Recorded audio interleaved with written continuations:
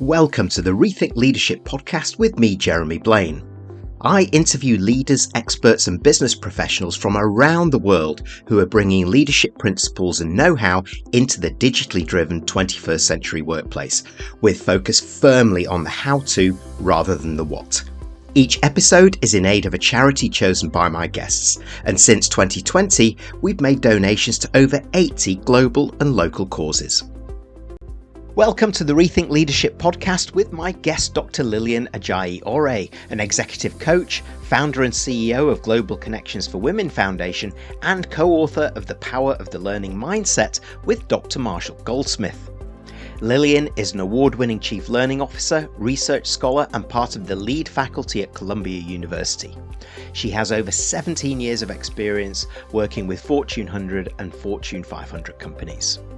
As a member of Marshall Goldsmith's 100 Executive Coaches, she also mentors top professionals in uncovering their career paths. We dive into Lilian's book and focus on why leaning into a learning mindset for today's leaders is a must-do, not a nice-to-do, with plenty of examples and tips to accelerate your learning journey. This episode is in aid of Lilian's own charity, the Global Connections for Women Foundation, as a thank you to her for joining us. Find out more about this wonderful organisation and get involved at www.gc4women.org, and the 4 is the number. Hi Lilian, please introduce yourself, your passion for learning, which I share, and why you feel leaders everywhere need to build those all-important learning habits. Yes. Hello, everyone. Thank you, Jeremy, for having me on this fantastic podcast. I've been following you for quite some time, so it's an honor to join you live on this podcast. I think, very similar to Marshall and I's thinking around, the new age of leadership comes with a lot of expectation, annoyance, grievances, challenges, as you know, because, one of the things that Marcia says is that information is so readily available. So how are we supporting our leaders in the workplace? How are we helping them manage this new space that we all belong in? And yes, there is this rapid response, there's all these technological know-how and information is readily available. And yes, we are trying to lead our team so they can be more effective and support them emotionally, mentally, psychologically too. It just seemed like the request and the requirement of leading in today's time has increased tremendously. And this is a good time, a good place to pivot and to prioritize the learning mindset, because that's what's really going to get us through this new era that we're in. This is a post-pandemic era, post-AI era, and all of that. And so just to kind of add a little mini introduction, my name is Dr. Lilian Ajayi Ore. I am the author, the co-author of The Power of the Learning Mindset. My lovely co-author is Marshall Goldsmith, #1, the world leadership coach himself. My background is data sciences. I'm a marketing executive. I've been in the industry for more than 20 years, and then I kind of transitioned over to academia. I'm a professor at Columbia, and I teach data sciences as well as marketing and digital communications. And I am a founder and CEO of a nonprofit organization. Thank you so much for really honoring, nonprofit and as part of your mission here with this podcast, which is so unreal because a lot of podcasts don't do that. So thank you, Jeremy, for doing that. GC4W, which is Global Connection for Women Foundation, is a nonprofit organization I founded over 14 years ago. I can't believe it's been that long. And the mission of the organization is to connect, educate, and empower. And the funny part about my journey with my nonprofit is that it did create a thorough line for me to become part of the faculty. Because when I was running GC4W, working full time, and I was recruited at the time by NYU to come teach because apparently they had been in all of my GC4W program. They said, "You're going to be an incredible teacher. Come, lecture for us." And it took me quite some time to get convinced that I could teach, but I did it and I fell in love with it. And so I've been now in the academic space for over 10 years, and I absolutely enjoy it. And I love teaching at Columbia as well. My students are excellent. Well, it's a real pleasure to host you. And Likewise. In fact, I've just interviewed a couple of ladies who have a fabulous new business called the Flavor Room. Mhm. And I'm going to introduce you because your foundation and your work links really closely with what they're trying to do in Mhm. terms of benefiting leaders of color, Mhm. but also across other diversity lens, which lends itself to what you've been working on outside of that too. So I shall make that introduction outside of this. But I'm going to get straight into something that you've mentioned, and congratulations on it too. The Power of the Learning Mindset, your book with Marshall Goldsmith. You introduce within that the WIN model, which is willingness, intentionality, and nurturing as Mhm. far as developing and moving forward with the mindset into your learning habits. So, for leaders, because we're really focused on leaders and at the top, and as you say, it's really tough at the top now. And a learning mindset again for leaders is a huge requirement for many. So for those leaders perhaps feeling overwhelmed with the AI saturated world that you also describe, which of those three pillars typically is the hardest to activate first, and what comes next? Yeah, it's a great question. And I teased you earlier that it was a very tough question. And the truth of it is, the model that we created in the book, this framework around win is in order to win, you really need to start with the first stage, which is the willingness to learn, the W part. And, it's the harder part because you have to now figure out a way. Managers, leaders are very busy. Now you have to figure out a way to make space for learning. And one thing that Marshall Goldsmith said was, unlike before, you can just go to a program and a conference, get your know-how, and run back to work and start applying these things. Leadership practices and habits is something that you have to do now on a daily basis. Learning habit is something that you have to make time for on a daily basis. And so the first stage that you should start is the willingness to learn. And the reason why that one is the most difficult one is because you have to now change the culture in which you work to accommodate a new culture of learning for you as a leader. And so when you read the book, one of the things that we try to do is to make it more of a personal journey. We're asking you that question of what are the gaps? Like, what do you think you need? Like, where are the key areas in your leadership that you feel like you need the most support? And then once that's been taken care of and nurtured, and you figure out a routine or a repertoire to support that journey, then you shift to the I, which is intentionality. And that's the second half of the book that's focused on the leadership prowess. We added, when Marcia and I were talking about what type of leaders do we need, we added prowess at the end because I think leaders know that they have great leadership skills, but do you have the prowess, that consistency, which aligns with your second question, actually? And I'm going to come back to that because that's a really important point for me, which takes learning to that next level when we often stop where we feel we've got the certificate now, or I've learned that, I can now move on and implement it. But going back to what you said there, I like a lot of what you talk about there. It is around the will, and that really plays to that learning mindset and the overall mindset of that leader. But Yeah. then almost founding that once you've achieved it with the routine and the repertoire of tools to be Mhm. able to move forward. Those Mhm. small steps at the beginning, I imagine, are the most important, are they, Lillian? They are. And one of the things I always say is that this phase in time requires a sense of humility and humanity. Yeah. Humanity to yourself and the people that you support, because leaders bring the culture into the space. I get it that corporate has culture, every company has a culture, but the leader is the one that sets the tone for the culture. So if your culture is about learning, then everybody else kind of simulates that same culture. And that is what we call a very successful and win tool because it allows everyone else to kind of model after you. But you have to figure it out for yourself first before you bring that culture into the workplace.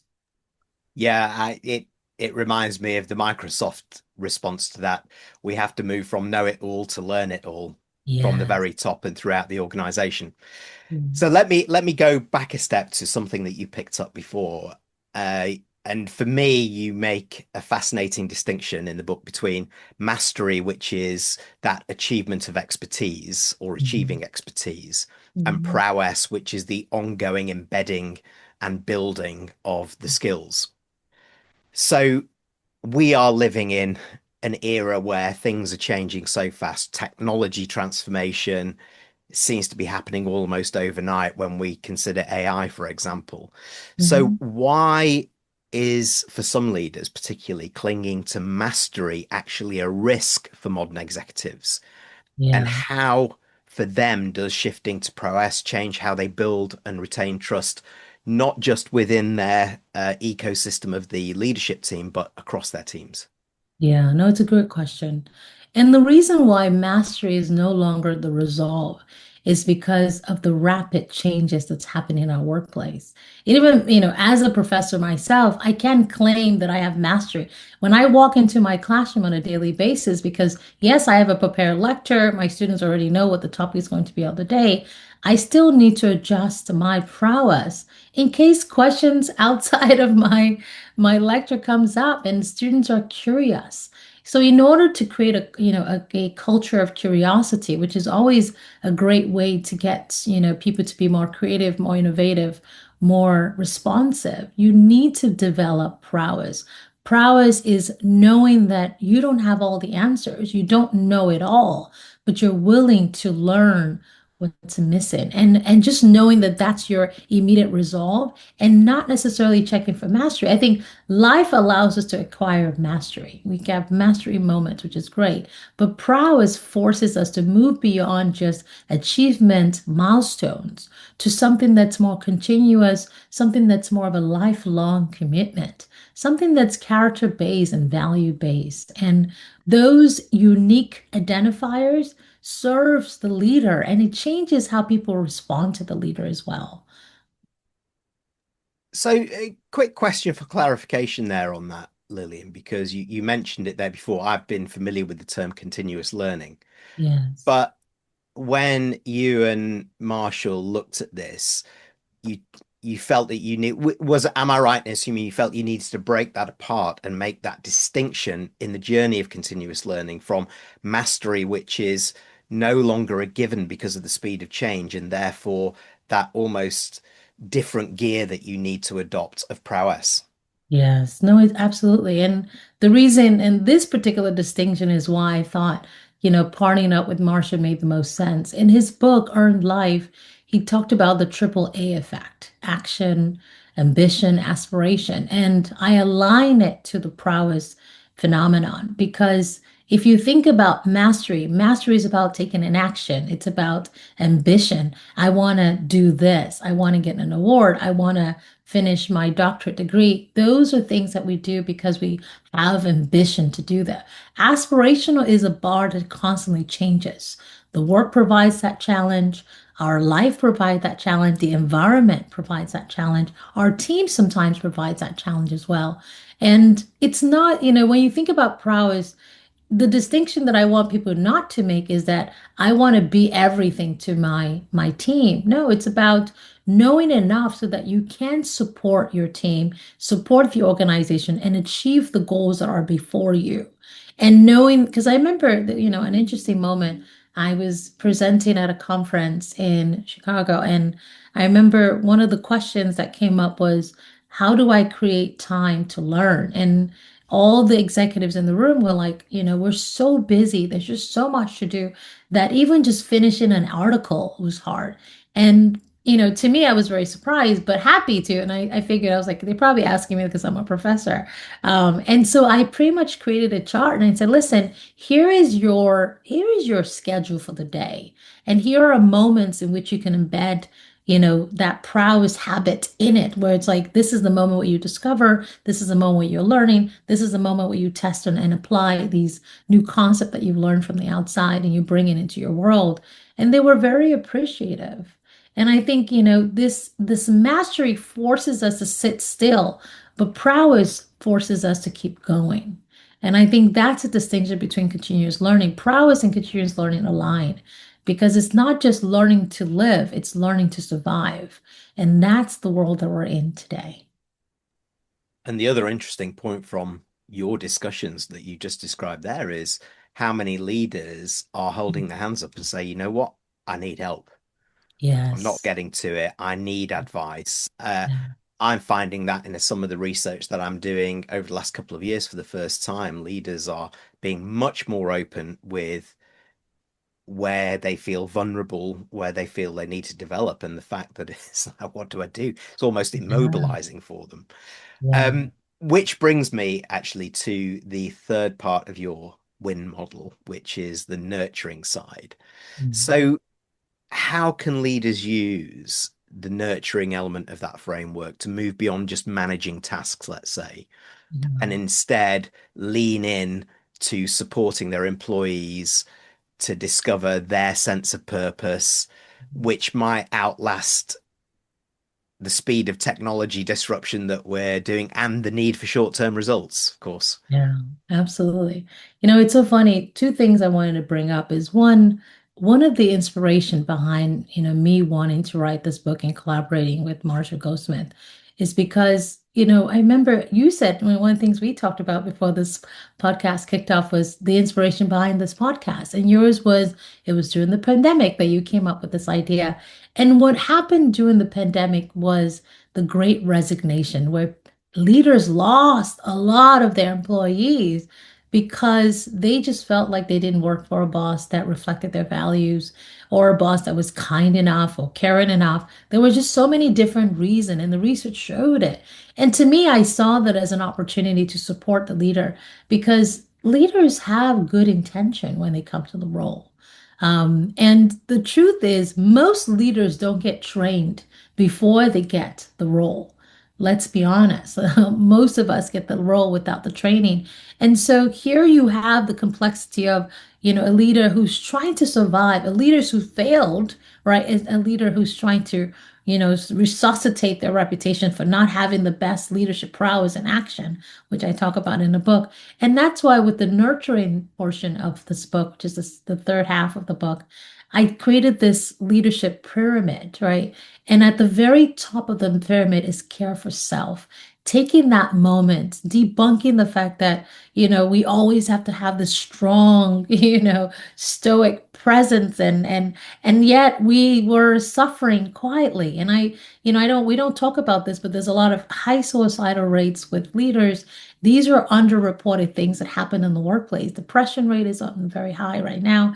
And their leaders are dealing with a lot of emotional trauma, and they're also adjusting to the space they're in and the need to always have the answer. And some leaders are dealing with the fact that some of their team members know more than them as well. And so, how do you protect the leader? How do you create spaces for the leader to know that it's time to focus on my own needs first? And that's why I think the pyramid, which a lot of people actually really like, the idea of like focus on the first stage is care for self. What do you need? How do you want to be supported? How do you feel today? Because leadership, whether we're sad or happy or not, we still have to lead the team. We have to bring the right energy into the room. And the second phase of that, once the leaders, and I explained it in the book, Marcia and I provided a couple of examples of what does that look like when the leader takes care of themselves. The next phase of that is to align with purpose. Because once you finish nurturing yourself and taking care of yourself and figuring out where you are in the journey, are you happy in the workplace? Sometimes leadership requires a new space themselves. They've outgrown. What you're feeling is resentment, not because the job isn't giving you satisfaction. You're just tired of doing the role and you want a different environment, a different team, and that's perfectly fine as well. And that aligning with purpose is either reminding the leader what brought you to the organization. Why do you love this team? Most of the time, you inherit teams. Sometimes you actually build a team yourself where you do the hiring, the recruiting, the coaching, and all the development. And then the last space of it is to nurture others, reminding the leaders that you still have the responsibility to carry everybody else along. And it's a joy, it's a privilege. And we talk about that a lot in the book, that being a leader is an honor. It's a badge of honor because you are responsible for the livelihood, the happiness, the psychological well-being of others in the workplace, not just to get the task done, but to create a community that's very, that's something that they feel very supported and they feel that they can be vulnerable with you with some of their challenges as well. And, one of the things that the examples that we gave in the book that I really like is, the idea of coaches. And when you ask Marshall Goldsmith himself, he said, what makes people successful? Is it because they had a coach? And my thing is, if you're struggling, don't struggle alone. Get a coach, get someone you trust, identify a professional or an expert coach or a licensed coach to help you. And there's nothing to be embarrassed about. Most people have coaches quietly. And I even talked about the classroom and how professors are coaches of their students, not just for the academic sense, but other things too, whether it's career planning, even just psychological issues that our students are dealing with because of the climate and the need to find a job that resides with them. All of those things are a work that leaders need to do, and it starts with themselves. And I find, when you meet, and we talk about this in the book as well, is when you meet a leader who's done the work, they're just so receptive. It's just, you feel a warmth, a joy, a sense of satisfaction, a sense of purpose. And you almost want to be with that. I mean, I have those leaders in my workplace, and they're a joy to work with, and to support as well. And we need to see more of that in the workplace. That's something that I concur with strongly, Yeah. and advice that I would also give to leaders, which is me first, then we. If we can get ourselves to a stage where we can show up in the right way, then we're more capable of working with others in the right way. But if I'm not working on myself, if I'm burning out, if I'm immobilized, if I'm not doing all of those things that I'm asking other people to do, then the trust starts to come apart, doesn't it? Yes, it falls apart. And people will start considering leaving. People will start looking for job at the job. Instead of working on their projects, they're looking for somewhere else. And, leadership is about an energy. And, Marshall is very big on creating your leadership legacy. What does it look like? For me, I want anyone who experienced my leadership to take a part of it and adopt it into their own leadership style.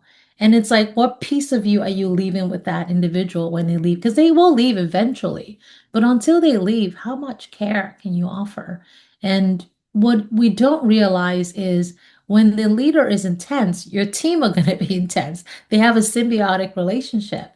And when the leader is more relaxed and more directive, the team works very well together. The tension lessens because the leader has figured it out. And I think the leaders who do it really well, and they win all the time, and we see them all the time. And I want that to be the energy and the spirit that we feel in all organization. It shouldn't be an isolated situation. It should be something that's common within all organization, provided they're willing to learn, which is the first letter of this journey. Well, that's right. That's exactly where we started, wasn't it? And if a leader isn't able or willing to take ownership and Yeah. be accountable for their own learning, then I think that opens up a question for me, because you work with Fortune 500 companies, founders, etc. And I'm interested, based on your experience then in writing the book, the research that you've done, how much really does a leader's personal accountability for their own learning journey directly impact the learning culture of the entire organization, and how strongly others get behind that leader? Yeah. No, I'll be honest with you. Sometimes, and we talk about this in the book, sometimes you feel isolated in your own culture. Like in your mind, you have the right culture, the right attitude. We read this book, and now it's like, how do I bring this mindset into my workplace and not create a space where I feel isolated or I feel like, oh my goodness, people don't understand me anymore because I have this new refined mindset.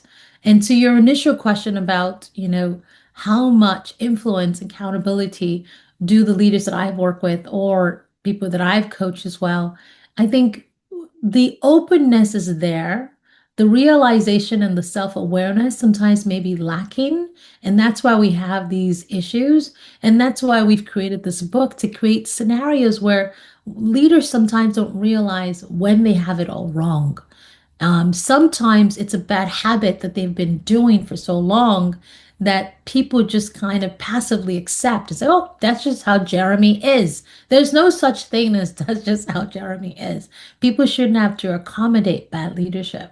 Somebody needs to bring it, which is why the 360 scenarios, which is the assessment that we do when we work with leaders, is so helpful. And leaders are very shocked when they see the responses to these like 360 assessment to be like, oh my God, I didn't know that I make faces when I'm talking to my staff. I didn't know that I don't have the right energy when I'm in a meeting. I didn't know this. There were so many things that become, unknown that becomes known because they didn't know that they were feeling that way, that their team were feeling that way. And I think what's the good news for us, and what I've seen with all the leaders that I work with, that I observe, is that they're willing to change provided the awareness has been created and provided there is a path to help them correct those behaviors. Because I think that telling someone that they have a specific issue, but not giving them the tools to change is only going to make that person resent themselves. Then depression sets in, and they themselves start to feel burnout because they're like, nobody loves me. Leaders want to be loved too, which I talk about in the book. And so it's important that we bring the awareness, but we also equipped the leaders with the things that they need to correct those bad behaviors. And we talk about habits in the book as well. And we talk about how these habits lead to why leaders fail and how we can change the paradigm of leadership failure as well in the workplace. And I think it's all about bringing the awareness, making sure that the leader is willing to take accountability, which most leaders are willing to take accountability. But I think accountability is one thing. Make sure you also subset that accountability mindset with some tools and techniques on how to move forward. And forgiveness is also very important in this journey. Forgive the leader and give them a second chance. Leaders give graces all the time. We just don't talk about it. Our teams are not perfect when we first inherit them. We still have to polish them up, coach them on the right path to make sure that they fit into the culture that we're trying to create within our team. And so show the leaders the same grace, especially a leader that is working on becoming better. Because no one is perfect in this world. We're all going to make mistakes. But how willing are we to forgive that leaders when they've done something wrong? I think that's the big thing. And I think most people, humans are forgiven, right? Provided they see a sense of accountability and some kind of work towards becoming better. And that's the beauty of being a human being. And technology cannot take that away from us. It can't, and it does play to the argument of authenticity and the ability of a leader, no matter how experienced, to say, you know what, I'm not the smartest person in the room anymore, and I know it. So let's get around the Absolutely. table together. So I'm maybe going to put you on the spot now because many of those, again, yes, many of those leaders tuning in say, okay, I recognize some of those traits that you're talking about there, Lilian. So if you were to recommend two or three small right actions that leaders can take to start to build a stronger mindset behind this and move forward into action, what would they be? Yeah, I think, there's a couple of things that we put in the book, but the two things that I highly recommend is listen more. I think it's important that leaders listen more. Sometimes the reason why a leader is unwilling to listen is because there's no trust. Right. So, the second advice is create a space within your team, within your workplace, where you can trust the people that work with you, not for you, with you. Trust your team. And if you feel like you're not at a place where you can trust them, create the scenarios where trust becomes part of the culture in which you feel supported. Trust needs to exist in order for you to listen better. So trust is first, and the next thing is to listen more. And I think leaders are more willing to listen provided they trust their team. Like this is coming from a great place. This is, this is a leader who wants more for me, who wants the best for me. This is a leader that wants me to be successful. And, when you manage a team, they can sense what you care about based on your leadership attributes and how you carry along the team, how you manage them, how you lead them. And I think trust and listening are two tools that will help a leader correct any bad behaviors that they've had in the past. And once they see that, they can build a culture of team that would be curious, very supportive, and of course, drive exponential growth, which I think what most leaders want to see as well. And just to add a couple of things, I think this is one of the very few leadership books that I've read, and I've read a lot for my journey, even as a professor. And even as a professor, I love a professional. I love reading. And it's the first book that talks about the human side of a leader, that doesn't just put the leader on a pedestal.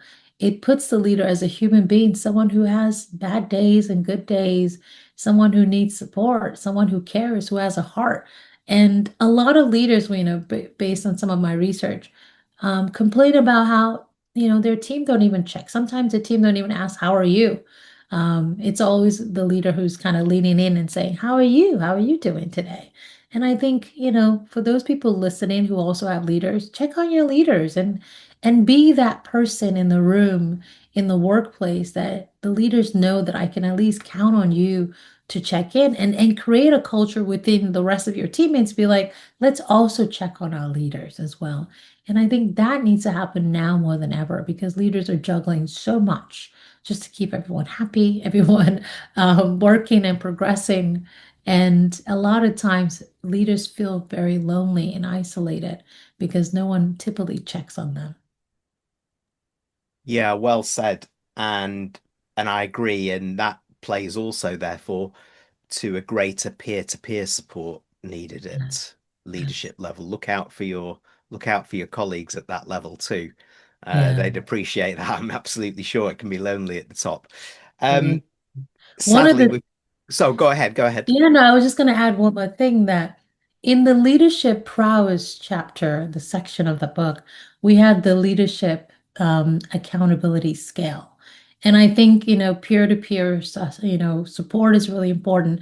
It was important to create a scale so that the leader knows that I need to have these things in place so that I can be effective. And I think once for those of you listening, when you get the book, it will help you understand who are the type of people I need in my life, or community do I need to be a part of, so that I can have this balanced life. And when the leader feels balanced, they're more successful. And I think, there's a lot of really good gems in the book, but we really did think about the humanity and, of course, the humility side of leadership, and what does that look like in practice as well. Well, I'm absolutely sold on the power of the learning mindset, Lillian. I have to tell you that. So, Thank before you. we go, how do those who are listening or watching this podcast get hold of it, find out more, and connect with you to continue the discussion? Absolutely. So the book is readily available all over the world, which is amazing. Go to your, retailer, or you can find us on Amazon. The book is $28, not too bad. And read it and connect with me. I'm on LinkedIn, Lilian Ajayi Ore, and send me a message and let me know how you're feeling about the book. And if you have questions, reach out as well. I think I'm trying to create a prowess pod community around this book, and we are excited to meet everyone who's reading this book as well. Well, look, thank you so much. And what a great call to action to end with. And it's been such a pleasure to host you. Thank you for joining me. Thank you so much for all the wonderful question, and for this moment in time, and for creating this platform and this podcast, Jeremy. You're changing lives and you are supporting leaders all over the world. Thank you for that. Thank you very much. Thanks for tuning in to the Rethink Leadership podcast with me, Jeremy Blaine. Please like, comment, and support us on your favourite platform, and subscribe to our YouTube channel, where you can watch as well as listen to each episode.